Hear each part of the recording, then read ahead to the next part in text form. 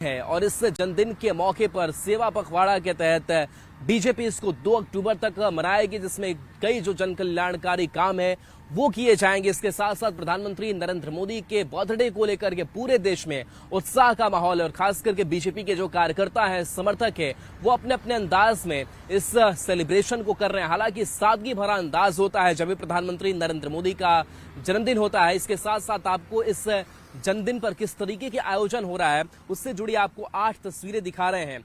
दिल्ली में वृद्धाश्रम में विशेष सेवा की गई। वाराणसी में हवन पूजन और जलाभिषेक कर पीएम मोदी स्वस्थ जीवन की कामना की गई।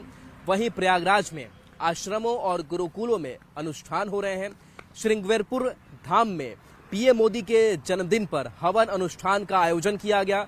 वाराणसी में बीएचयू से लड़की ने पीएम मोदी पर पीएचडी कर उन्हें जन्मदिन का तोहफा दिया है। तो वहीं गुजरात में पीएम मोदी की उपलब्धियों को शानदार पेंटिंग के जरिए दर्शाया गया है। अमित शाह और जेपी नड्डा ने भी सोशल मीडिया पर पीएम मोदी के साथ अपने अनुभव साझा किए हैं।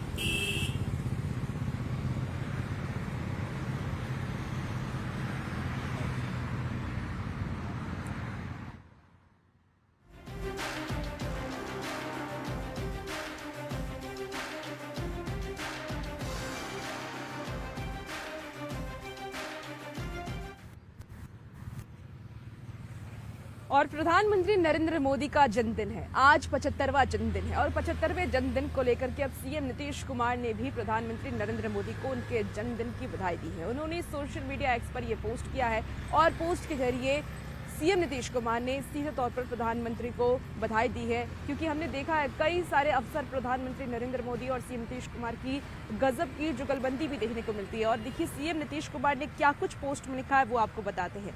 उन्होंने लिखा है कि आदरणीय प्रधानमंत्री नरेंद्र मोदी जी को जन्मदिन की हार्दिक बधाई एवं शुभकामनाएं। उनके स्वस्थ और दीर्घायु जीवन की कामना करता हूँ। तो सीएम नीतीश कुमार का ये पोस्ट जो एक्स पर आया है, आज प्रधानमंत्री नरेंद्र मोदी का जन्मदिन है और हर कोई अपनी तरीके से उनके जन्मदिन को सेलिब्रेट कर रहा है, मना रहा है, चाहे वो आम लोग हों या खास लोग। हर कोई प्रधानमंत्री नरेंद्र मोदी को आज के दिन के लिए शुभकामनाएं दे रहा है। तो ये सीएम नीतीश कुमार का आपको पोस्ट दिखा रहे हैं सोशल मीडिया एक्स पर। उन्होंने ये पोस्ट किया है और पोस्ट के जरिए उन्होंने पीएम मोदी को जन्मदिन की बधाई दी है।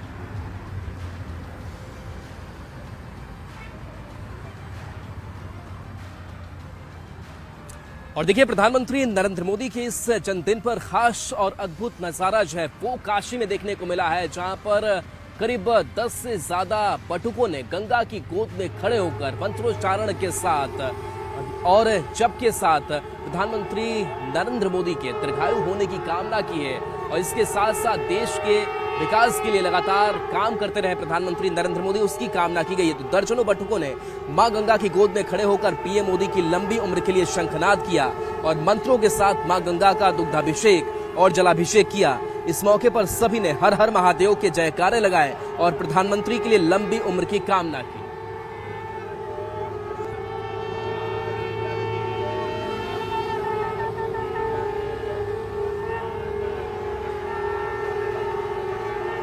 प्रधानमंत्री नरेंद्र मोदी के जन्म दिवस के अवसर पर आज वाराणसी में उत्सव का माहौल है और पूरी तरह से धार्मिक आध्यात्मिक तरीके से प्रधानमंत्री के दीर्घायु के लिए पूजा पाठ का क्रम शुरू हो चुका है।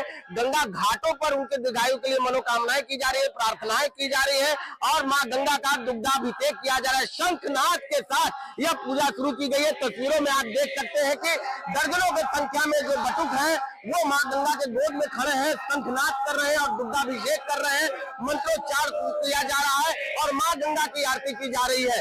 सभी जो लोग हैं वो प्रधानमंत्री नरेंद्र मोदी के हाथों का में अपने हाथों में तस्वीर लिए हुए हैं और उनके दीर्घायु के लिए मंत्राचार करते हुए मां गंगा को दूध अर्पित किए हैं, जल अर्पित किए हैं, शंखनाद किए हैं और अपने प्रधानमंत्री काशी के सांसद के लिए हर हर महादेव के जयकारे से उनके दीर्घायु की कामना कर रहे हैं। प्रधानमंत्री नरेंद्र मोदी का काशी के जनता के लिए प्रेम हमेशा से दिखता है और यही प्रेम काशी की जो जनता है वो भी अपने प्रधानमंत्री अपने सांसद के लिए दिखाते हैं और यही कारण है कि उनके जन्म दिवस पर जो अलग अलग तस्वीरें होती है वो दिखाई देती है।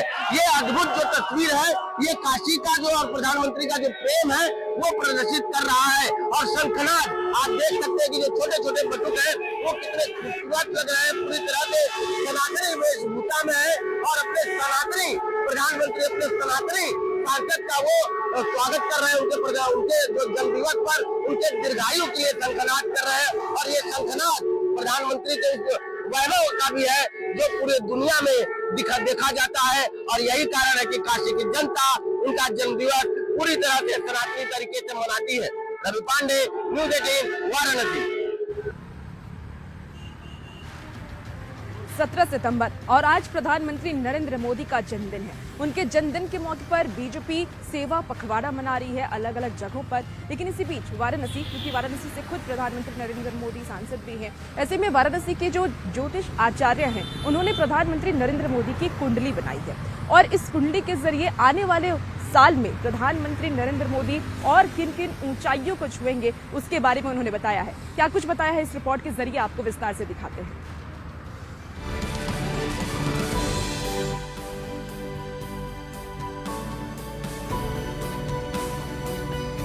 पीएम मोदी के 75वें जन्मदिन पर कुंडली क्या कहती है?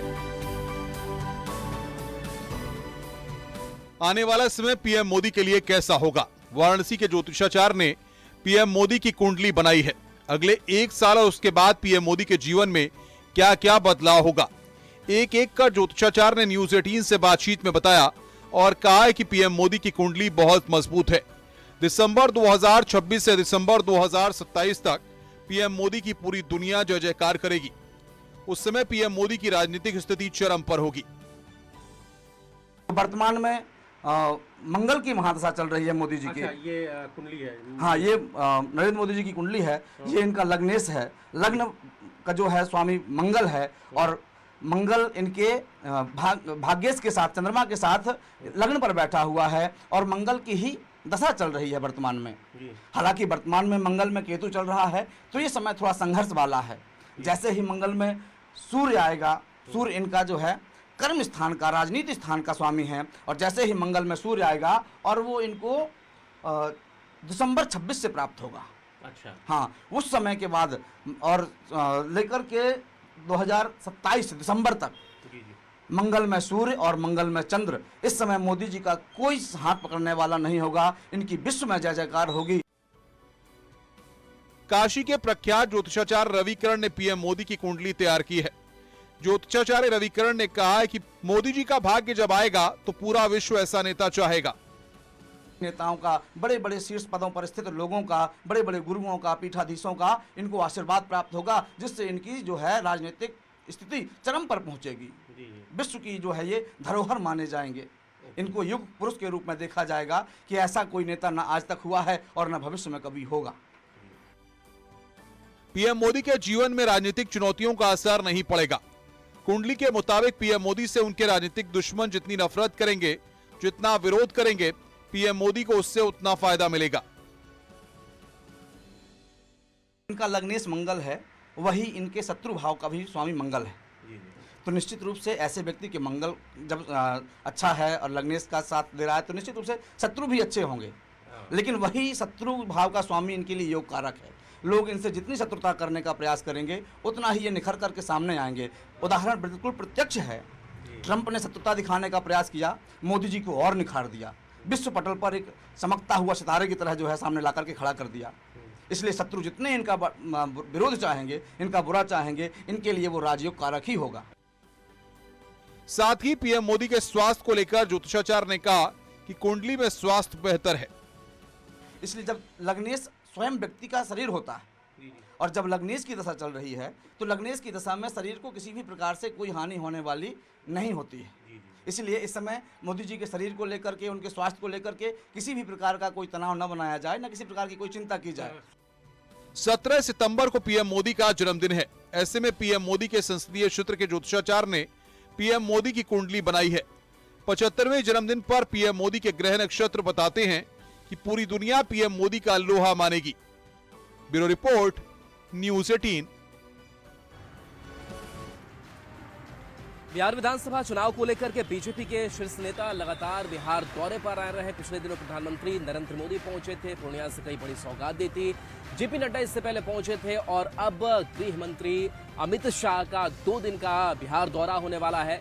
गृह मंत्री अमित शाह आज शाम पहुंच जाएंगे और बता दें कि कल 2 जगहों पर उन्हें जाना है। इसके साथ साथ जो संगठन के नेता हैं, अधिकारी हैं, उनसे बातचीत होगी और चुनावी रणनीति जो है वो तैयार की जाएगी। तो बेहद ही महत्वपूर्ण दौरा ये अमित शाह का चुनावी लिहाज से माना जा रहा है। बता दें कि एनडीए में हलचल तेज है। आज देर शाम अमित शाह पटना पहुंच जाएंगे और कल सासाराम और बेगूसराय जाकर पार्टी के शीर्ष नेताओं और पदाधिकारियों के साथ महत्वपूर्ण बैठक करेंगे और चुनावी रणनीति पर चर्चा होगी।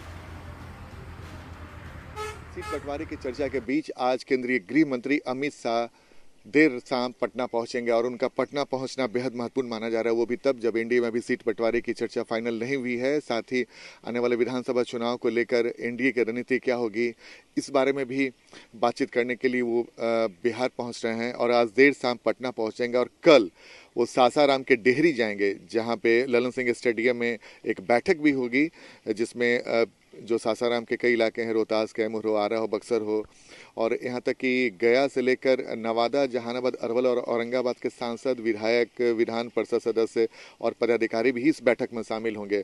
जाहिर सी बात है, ये बैठक में शाहाबाद से लेकर औरंगाबाद और बक्सर तक की तमाम सीटों को लेकर चर्चा होगी। पिछली बार विधानसभा चुनाव में 2020 के विधानसभा चुनाव में एनडीए को उस इलाके में जबरदस्त झटका लगा था, तो इस बार परिस्थितियां कैसे बदलेंगी, इसको लेकर भी अमित शाह अपने पार्टी के शीर्ष नेताओं और पदाधिकारियों से बैठक करेंगे और उसके बाद वो दोपहर के बाद बेगूसराय चले जाएंगे, जहां पे रिफाइनरी टाउनशिप में के खेल मैदान में एक बैठक होगी, जिसमें पटना से लेकर बाढ़, नालंदा, शेखपुरा, मुंगेर, जमुई जैसे जिले, लखीसराय, खगड़िया और बेगूसराय के सांसद, विधायक और विधान परिषद के सदस्य के साथ जो भी पदाधिकारी हैं वो भी मौजूद होंगे। और इस बैठक में भी चुनावी तैयारी के साथ साथ जो प्रत्याशियों के बारे में भी चर्चा होने की पूरी संभावना और माना जा रहा है कि अमित शाह की ये बैठक से एनडीए में बहुत सारे नए रास्ते खुलेंगे और एनडीए में सीट बंटवारे के साथ साथ आने वाले विधानसभा चुनाव को लेकर कैसे रणनीति बनानी है एनडीए के लिए, बीजेपी के लिए, उन तमाम मुद्दों पर अपने पार्टी के नेताओं के साथ बैठक करेंगे। जमीनी हकीकत की जानकारी लेंगे, बल्कि अपने नेताओं को भी टिप्स देंगे कि आने वाले विधानसभा चुनाव को लेकर बीजेपी सहित एनडीए के तमाम घटक दलों की रणनीति क्या हो सकती है। तो देखना दिलचस्प होगा कि अमित शाह के इस दौरे के बाद बिहार एनडीए में हलचल और क्या बढ़ती है। आनंद अमृतराज, न्यूज 18 नेटवर्क, पटना। देखिए, इस वक्त हमारी मौजूदगी राजधानी पटना में है और चुनावी साल भी है। चुनाव में अब बहुत ही कम दिनों का वक्त रह गया है। ऐसे में चुनावी घोषणाएं भी बहुत ज्यादा हो रही हैं। खासतौर पर सीएम नीतीश कुमार की तरफ से कह लीजिए हर वक्त कुछ ना कुछ चुनावी घोषणाएं की जाती है। आज श्रमिकों को लेकर के सीएम नीतीश कुमार ने बड़ी घोषणा कर दी है। आपको बता दें कि श्रमिकों के खाते में 5,000 रुपए देने की घोषणा सीएम नीतीश कुमार की तरफ से की गई है। बताया जा रहा है कि बिहार सरकार ने बिहार भवन एवं अन्य सनमार्ग कर्मकार कल्याण बोर्ड के तहत श्रमिकों के लिए बड़ी घोषणा की है, जिसके तहत वस्त्र सहायता योजना के तहत 16 लाख पंजीकृत श्रमिकों के खाते में 5,000 प्रति श्रमिक की दर से कुल 802 करोड़ 46 लाख राशि जमा की जाएगी। और चुनावी साल में नीतीश सरकार लगातार बिहार वासियों को तोहफा दे रही है। पहले महिलाओं को, फिर वृद्धावस्था पेंशन, इसके बाद महिला रोजगार योजना, इसके अलावा युवाओं को, खासकर जो युवा स्टूडेंट क्रेडिट कार्ड लेते हैं, उनको भी बड़ी राहत दी गई है। और अब बारी है बिहार के श्रमिकों की। बिहार सरकार ने तय किया है कि बिहार भवन एवं अन्य सन्निर्माण कर्मकार कल्याण बोर्ड के अंतर्गत 5,000 रुपये प्रति श्रमिक के दर से लगभग 16,04,929 जो निबंधित हैं श्रमिक हैं बिहार सरकार में, जिन्होंने अपना रजिस्ट्रेशन कराया हुआ है, उनके खाते में वस्त्र सहायता योजना के तहत 802 करोड़ 46 लाख रुपए की राशि दी जाएगी। जाहिर सी बात है, ये एक बड़ी शुरुआत है और बिहार में शायद संभवतः ये पहली बार इस तरह की मदद श्रमिकों को दी जा रही है। और ठीक दुर्गा पूजा के पहले लगभग 16,04,929 जो श्रमिक है, उनके निबंधित श्रमिक है, उनके खाते में 5,000 हजार रुपये की राशि वस्त्र सहायता योजना के तहत दिया जाएगा। तो ये एक बड़ी पहल और बड़ी कोशिश है। माना जा रहा है कि चुनावी साल में श्रमिकों को साथ देने की सरकार की एक बड़ी कोशिश है। और साथ ही मुख्यमंत्री प्रतिज्ञा योजना के वेब पोर्टल का भी मुख्यमंत्री शुभारंभ करेंगे। 1 अन्य मार्ग में 11 बजे इसका आयोजन होना है और जाहिर तौर पे चुनावी साल में मुख्यमंत्री की इस पहल को मास्टर स्ट्रोक भी माना जा रहा है, चूँकि बड़ी संख्या में श्रमिक बिहार में काम करते हैं, बिहार के बाहर काम करते हैं। अगर उनके खाते में पूजा के पहले 5,000 रुपये की राशि वस्त्र सहायता योजना के नाम पर अगर दी जाएगी तो इसका एक बड़ा मैसेज एनडीए देने की कोशिश श्रमिकों को कर रहा है। तो जाहिर सी बात है, चुनावी साल में बिहार वासियों को तोहफा देने का सिलसिला लगातार नीतीश सरकार की तरफ से जारी है। आनंद अमृतराज, न्यूज 18 नेटवर्क, पटना। साधने के लिए नीतीश सरकार ने बड़ा फैसला लिया है। खास करके स्टूडेंट क्रेडिट कार्ड योजना की अगर बात करें तो इसमें कई बड़े बदलाव कर दिए गए हैं। यानी कि ब्याज जो है वो पूरी तरीके से बंद कर दिया गया है। अब ईएमआई जो है इस योजना को लेकर के, इस कार्ड को लेकर के वो घटा दी गई है। और क्या क्या प्रमुख बदलाव किए गए हैं इस रिपोर्ट के जरिए समझिए।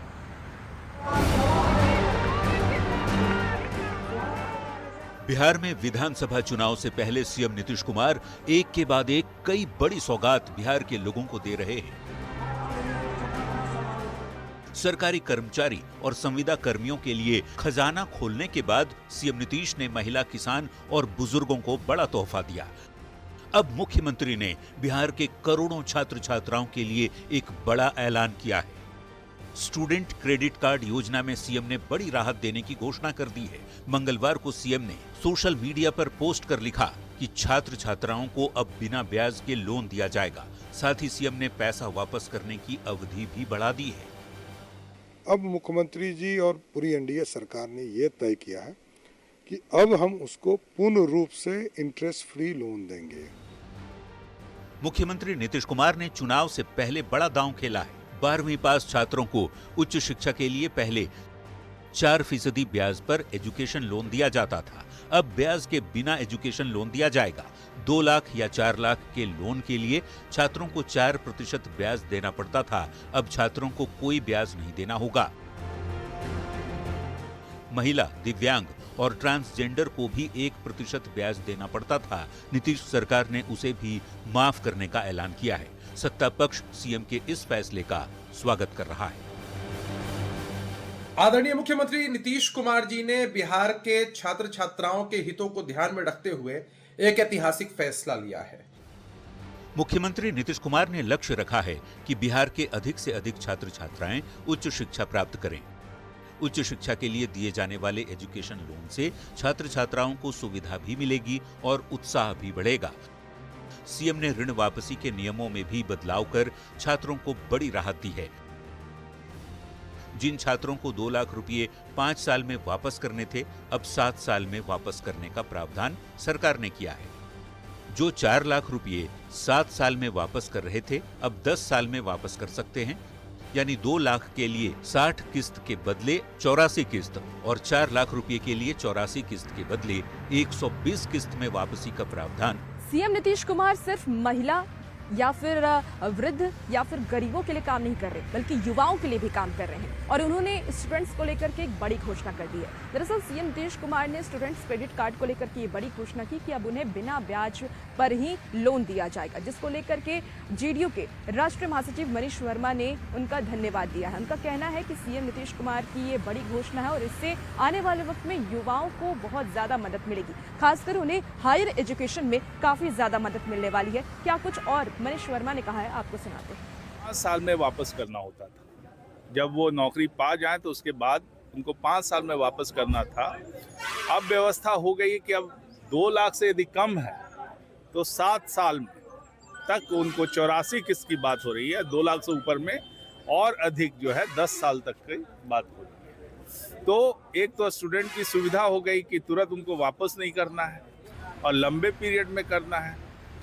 तो देखिए, इस चुनावी साल में नीतीश कुमार ने हर वर्ग को साधने की कोशिश की है और जो योजनाएं घोषणाएं की जा रही है वो विपक्ष के लिए अब बड़ी चुनौती बनी हुई है। चलिए, सियासत की खबरें लगातार